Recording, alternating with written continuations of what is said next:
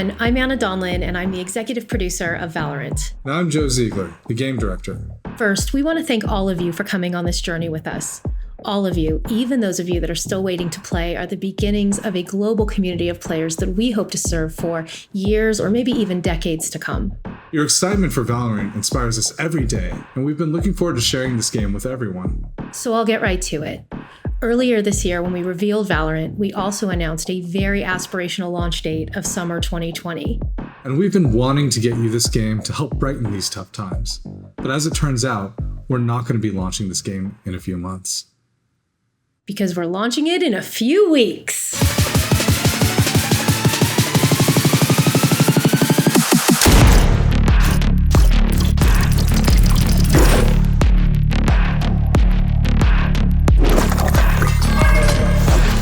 Well, there's the big news, a June 2nd release date. Joe, Anna, this is exciting. Congratulations. That's a little yawn. You guys have been working hard. I was like shocked. I was like, oh, shock. Okay, shock. All right. Well, you guys have been working so hard though, I'm sure, to like get this thing done in, insane conditions. I think everyone saw the closed beta happen and was wondering, maybe come to the open beta, there'll be more. And the fact that you're releasing this globally on June 2nd, was this always the plan? Or I'm just amazed that it's delightful news. Tell us a bit about how you came to the decision that June 2nd's the date. Yeah, so June 2nd was the plan. Like June 2nd was the plan before the world changed, honestly. And we were really excited about that date. But it all kind of came down to like how closed beta was going to go. What we were going to learn through that period of time. Closed beta could have been, it could have been really successful. It could have been really not successful. And so we didn't want to commit to any kind of dates. We just figured summer was loose enough that it would give us enough time to react to closed beta feedback. But then when everything kind of happened and all of a sudden we all found ourselves at home, we didn't even know if we were going to be able to get the closed beta out on time, let alone June 2nd. So it's been a pretty crazy ride the last couple months. Yeah, and a couple months also, a couple years. Joe, I know this is something that you've been, after for many, many years developing this project internally at Riot. Yeah. So how does it feel to you to find, it's finally happening. Yeah, no, it's super exciting. It is terrifying as well. As you've been tracking in the closed beta, we've been learning tons of things as sort of players get hands-on with the game, but the reaction's been overwhelming. It's really awesome to see a lot of players really engaging and really enjoying the game. Probably more exciting than we ever thought it was going to be, in the sense where we never imagined this many people would actually be this interested. But we're super excited by the reception we've gotten so far. So it's been great.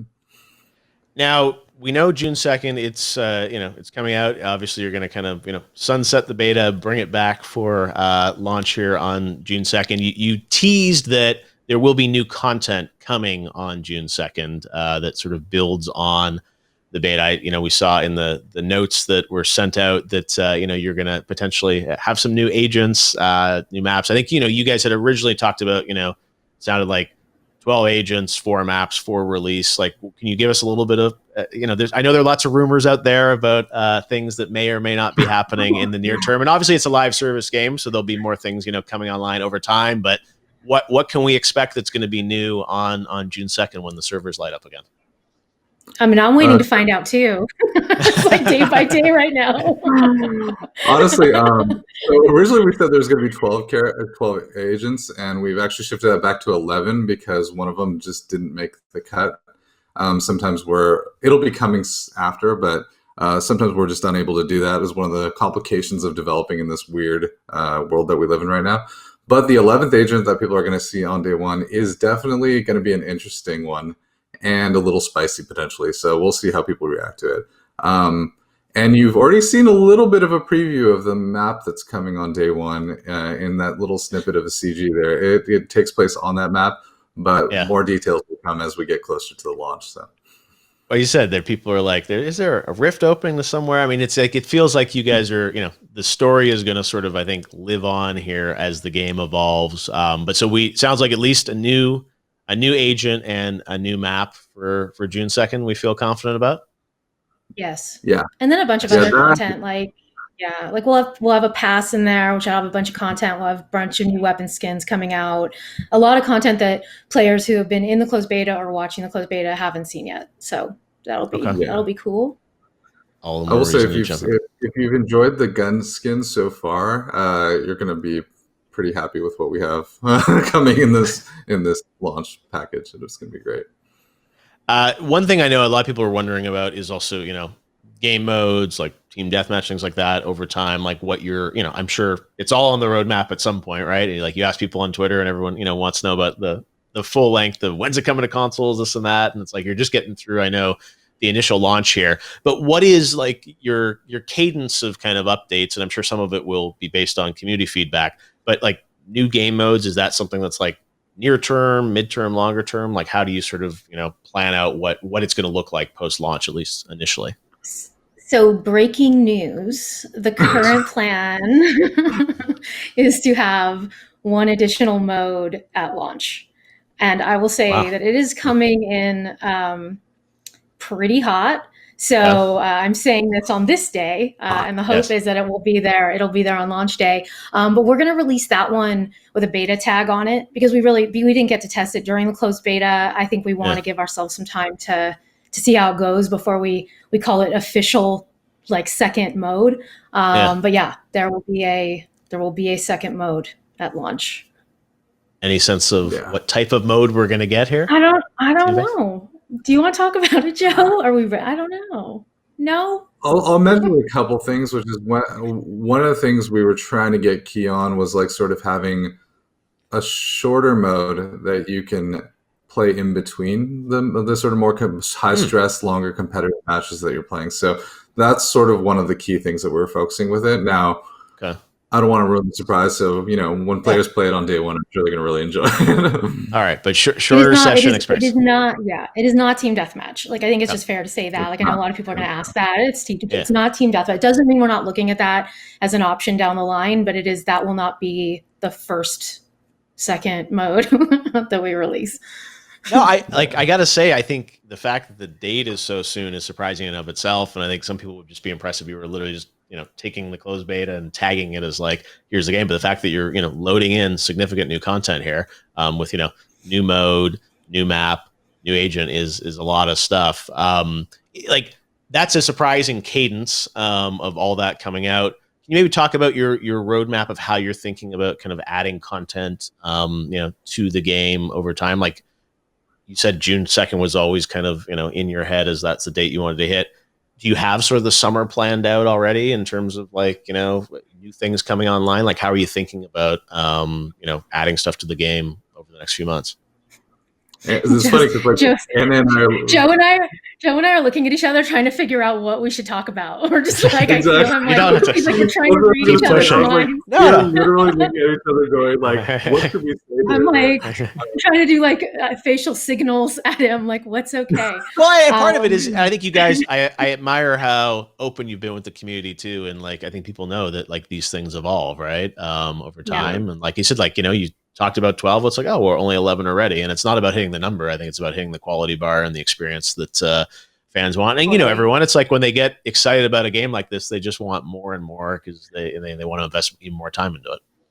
I don't think I'm ready to commit to like a date of like when the next big content drop will be, because just committing to June 2nd was hard enough. Even today, committing to June 2nd is difficult. So, we delayed this announce as long as we possibly could to make sure we were completely ready. But I would say you can expect content. You can expect another content beat in the summer.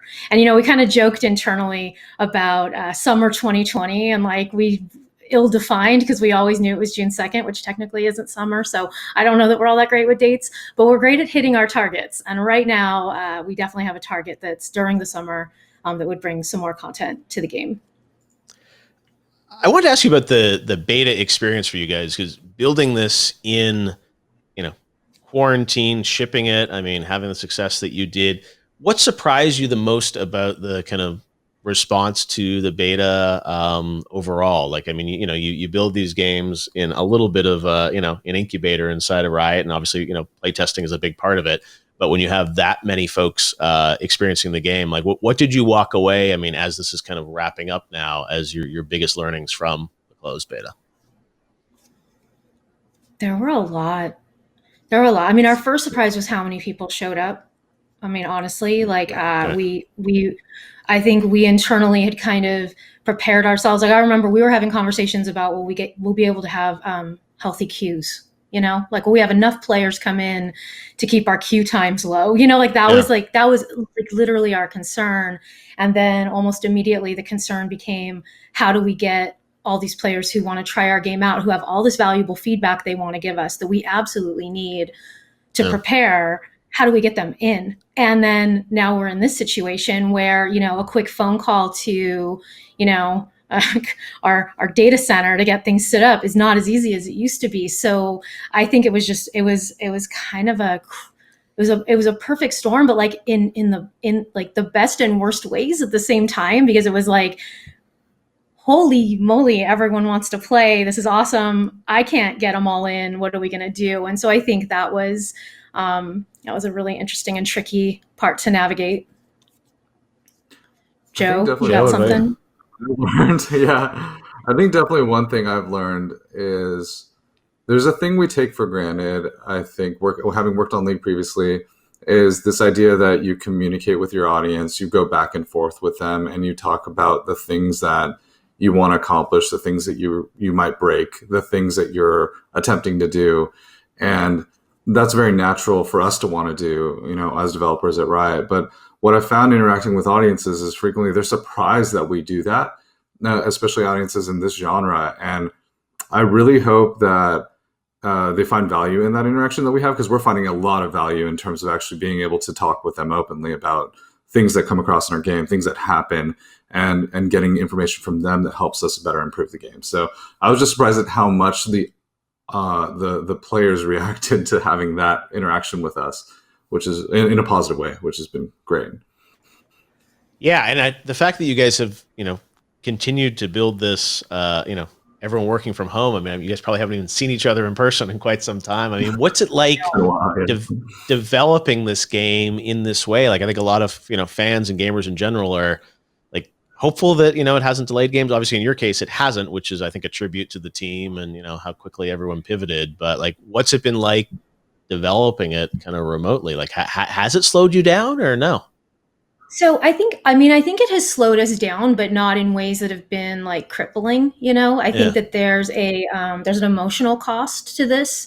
I think a lot of us, I'm definitely one of those people that I've shipped a bunch of games, and I'm used to running around the floor and like feeding off the energy of other people to know how we're doing. Like I can get a sense just from walking by someone's desk if we're okay, if we're off track. And I don't have that right now. None of us have that. We don't have those in-person kind of touch points where we can like see someone in the kitchen and ask a quick question or resolve a problem over lunch. Like we don't have that right now. So everything is more expensive to do from a communications perspective.